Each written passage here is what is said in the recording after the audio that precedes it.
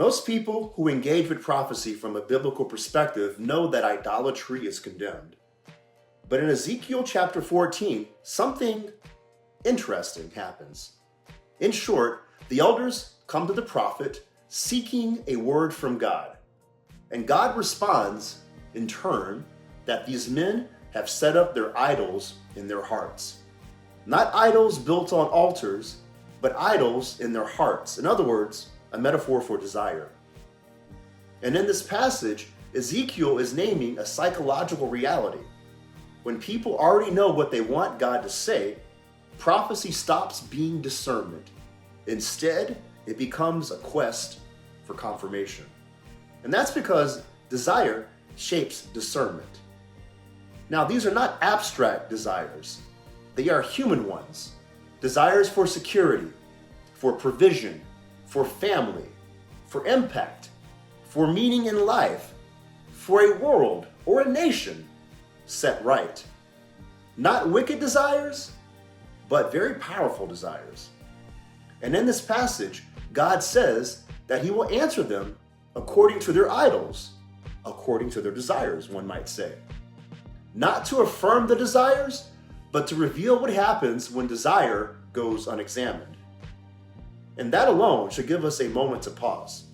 Because today, prophecy moves through digital systems designed to learn our desire, to learn what we linger on, what we return to what reassures us, to what we believe.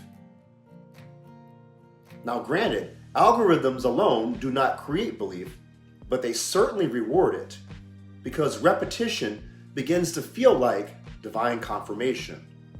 Delay begins to feel like spiritual testing.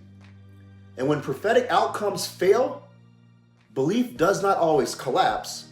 In fact, many times it reorganizes. And that's because, once again, desire shapes discernment. Ezekiel even warns that prophets are not immune to their desires. When leaders and audiences both share the same emotional commitments, deception can become collective while also being sincere and reinforced. And this includes everyone watching this video. Even devoted content creators operate inside systems that reward what people want to hear, not always what they need to hear. This digital age has reshaped everything, including how we practice our spirituality and even engage in prophecy. So here's the question. In a world that constantly feeds our desires, which desires go on to shape our faith? And how do we recognize idols of the heart, especially when they feel righteous? Discernment often begins not with certainty, but with an honest examination. If you are thinking through modern prophecy, the online environment, or even how desires shape belief, I invite you to reach out to me for a brief conversation.